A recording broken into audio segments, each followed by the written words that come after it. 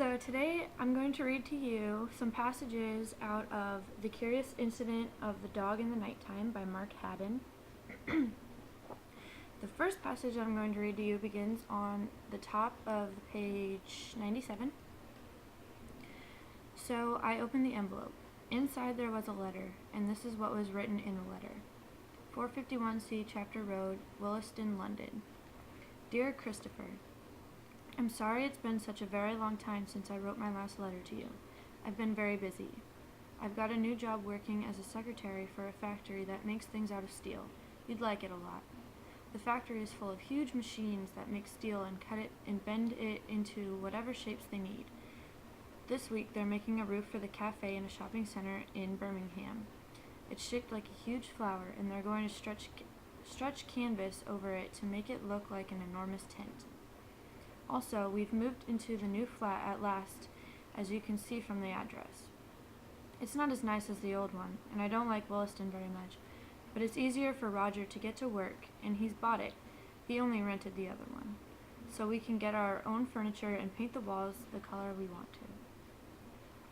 And that's why it's such a long time since I wrote my last letter to you, because it's been hard work packing up all our things and then unpacking them and then getting used to this new job. I'm very tired now and I must go to sleep, and I want to put this into the letterbox tomorrow morning, so I'll sign off now and write you another letter soon. You haven't written to me yet, so I know that you are probably still angry with me. I'm sorry, Christopher, but I still love you. I hope you don't stay angry with me forever, and I'd love it if you were able to write me a letter, but remember to send it to the new address. I think about you all the time. Lots of love, your mom.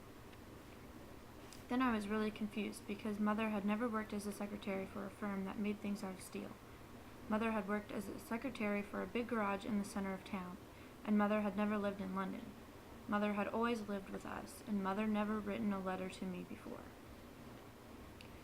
There was no date on the letter, so I couldn't work out what Mother had written the letter, and I wondered whether someone else had written the letter and pretended to be Mother.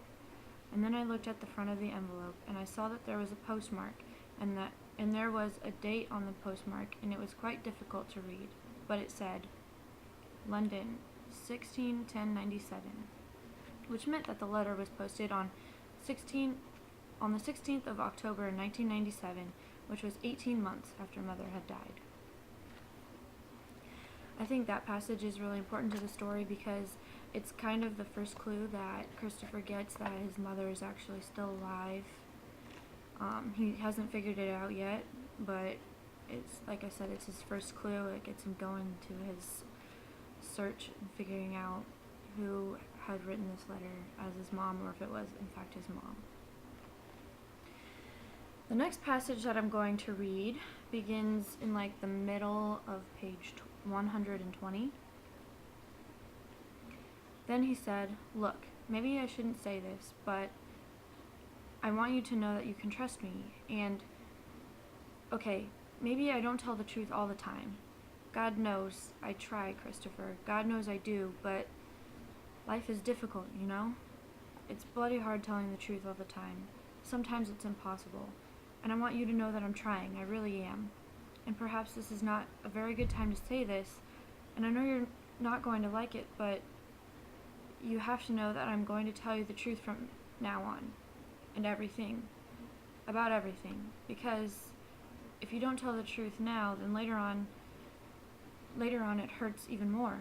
So Father rubbed his face with his hands and pulled his chin down with his fingers and stared at the wall. I could see him out of the corner of my eye, and he said, "I killed Wellington, Christopher." I think that passage is important too, because at the very beginning, the first thing that we find out really is that that his neighbor's dog had died and was killed with a fork, and he was blamed for the murder of the dog. And I think this is really important because he finds out after all of his searching, like who killed Wellington, that it's actually his father, the person that he probably would never have guessed. And so those two passages I really think are most important to the story. because it's kind of based around those two things, really. And that's basically what he's doing the whole time, is trying to figure out who killed Wellington and figuring out this mystery of his mom and the letters. So, thanks.